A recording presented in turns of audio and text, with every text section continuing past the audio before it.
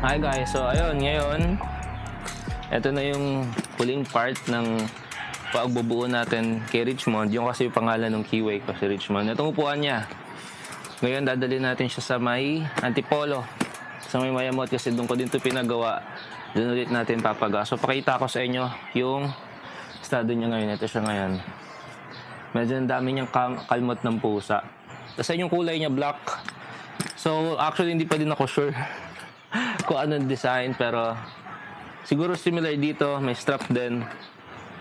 Tapos padadagdagan ko siguro ng foam para mas malambot, mas masarap upuan. Sa leather hindi ko alam, tignan na lang natin mamaya kung ano meron din. So ayun, tapos pag nakabit na natin ito mamaya, review siguro, overall thoughts, pati final thoughts, pati review ng mismong motor sa mga kinabit, pati yung kabuuan ng motor, kung kamusta siya gamitin, pati lahat ng yon.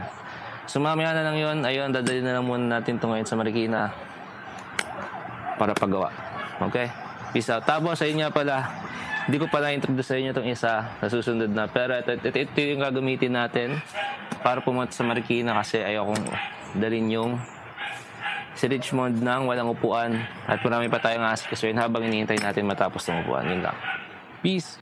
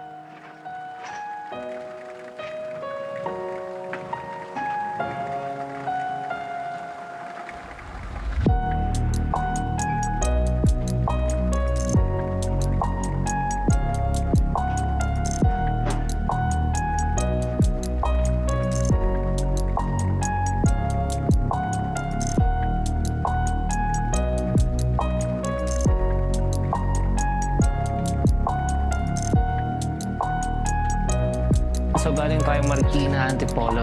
Napagawa na natin yung upuan. So ikakabit na natin ngayon yung upuan. Ito na yung bago upuan ni Richmond ng keyway. So pakita ko muna sa inyo. Ay hindi, sige mamaya na. Pag nakabit na natin, kabit muna natin yung upuan.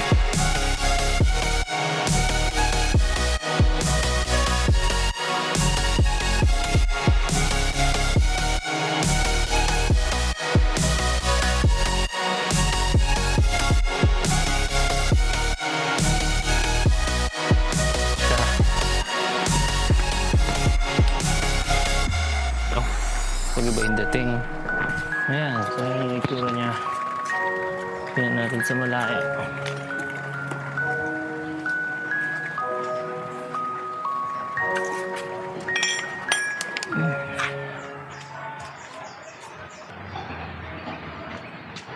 So yun na nga, nagpagawa tayo ng upuan na nakaraan. Hindi ko nagustuhan. Ito yung luma. Ayan, ito yung luma. Ganito yung itsura niya.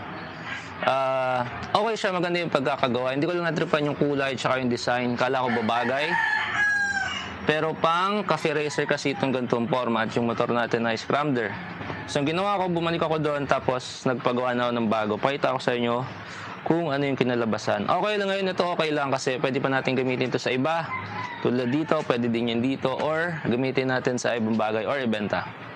So ayun, teka, kunin ko muna, pakita ko sa inyo.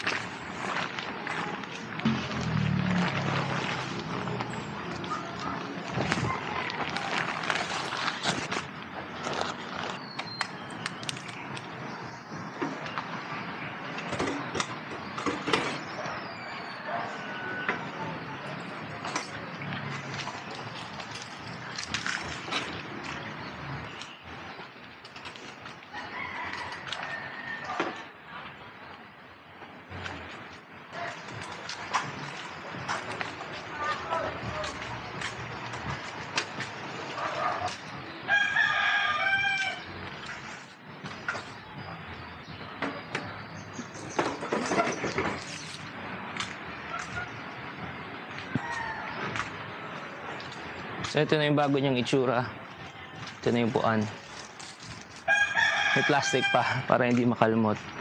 Ayan na yung itsura ng motor sa bago niyang upuan. Tapos, ito yung itsura niya dati. Ganyan. So base sa akin kasi may ano pa yan sa likod, may ang tawag dito, may foam pa dito para umangat siya pang cafe racer. So hindi siya bumagay kasi nga scrambler. So ayun yung itsura niya. Kaya hindi ko nagustuhan, kaya ito pinagawa natin. Ngayon nagbuka na siyang Triumph.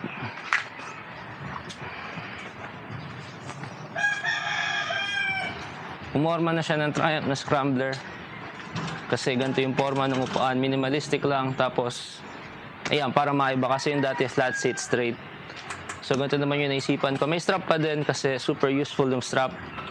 Kahit wala kang box or kung ano man. Kung meron kang magagaan na bagay or kung ano man, makakabit mo pa din dito kasi may strap ka. Yun. So ayan, pakita ko sa inyo na close up.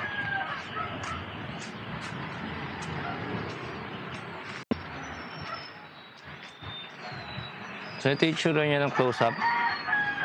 Diyan yung forma ng stitching. CKJ yan, o pinagawa sa Marikina. Ayan yung forma niya. Tapos ngayon, pag tinignan mo na siya sa gilid, medyo mas maayos na siya. Ayan.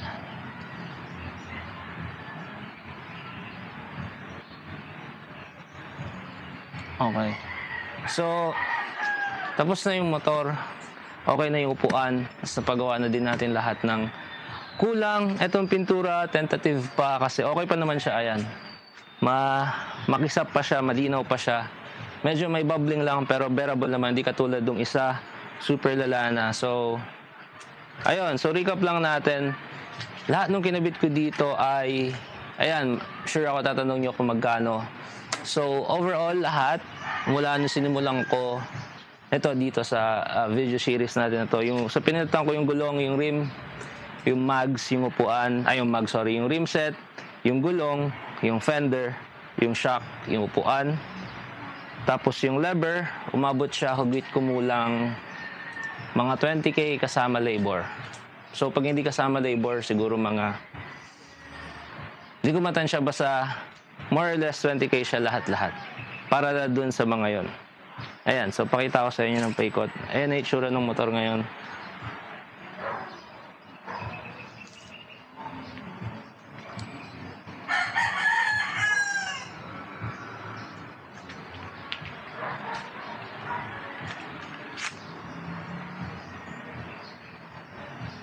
Yan, tamang walk around tayo mga papi.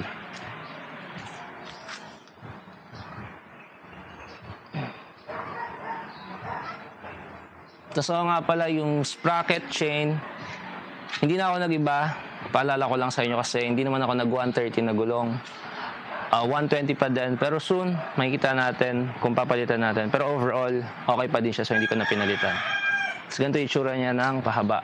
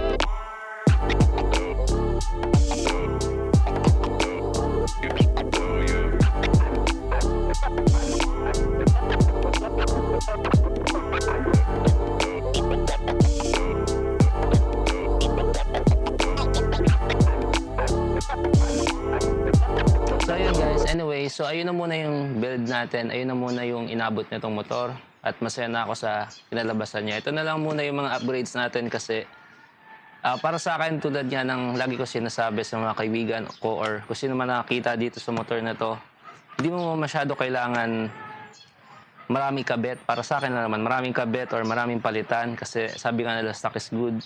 So yung makina stock pa yan, tas most of the things are stock pa din. Yung fender lang siya, yung gulong inaiba, tas syempre itong handlebar. Pero overall, stock pa din siya kahit medyo marami na napalitan. So hindi na din ako nagpa-extend ng swing arm kahit madalas ang ginagawa nila ay extend swing arm, putol upuan. Itong upuan stock pa din, pina-re-leather ko lang, tsaka ni-reform ko. Mas mataas na din pala yung foam na to ngayon. May Uratex, yung sa higaan, kaya medyo malambot na siya upuan. Tapos ayun, final thoughts ko dito sa motor. Hindi, di bale, sige. Gagawan din pala natin to ng full review, mga 2 years, ganun, 2 years in. So ang final thoughts ko dito, quick review ng motor. Okay siya, marami siyang pwedeng kabit. Madali lang din yung piyesa kasi yung piyesa nito katulad ng TMX. Tapos, ano pa ba? Ayun, marami kang pwedeng kabit basta may budget ka. Tapos para sa akin, huwag nyo lalaan. Kung kukuha kayo ng gantong motor, huwag nyo lalaan yung ikakabit nyo at yung ipoporma nyo. Pero ayun, depende pa din sa inyo. Okay lang naman. Tapos, isipin nyo din yung concept na gusto nyo. Kasi maraming pwedeng concept dito sa motor na to. May brat, may cafe racer. May scrambler to, scrambler to. Meron din cafe brat. Kayo na bahala kung anong matripan nyo. Pero marami dito kayong pwedeng gawin. So yan, may ano pa pala siya. Mudguard, skid plate. Tapos, ayun. Ayun lang naman. No issues pa naman ako dito as of now. Okay siya gamitin. Tapos, sa full review ko na i-in-depth kung ano yung nahanap ko. Pero overall, no issues siya. Masarap siyang gamitin. Kasi ngayon, medyo modelo pa. 2019 to pala guys. Ayan, 2019. So, yun lang muna. Move on na tayo sa next. Enjoy natin itong build gamitin. Pati, ayun, gamitin at ang gamitin. Kasi kaya nga natin ito build ng ganito. Para gamitin, hindi para i-standby sa bahay. Kaya medyo, ano siya, madumi ng bahagya. So, yan na lang muna. Ayan, so guys, Kiwi Scrambler. Peace out. See you sa next video. Anyway, sa next video, isa nakita nyo naman na, pero, sige.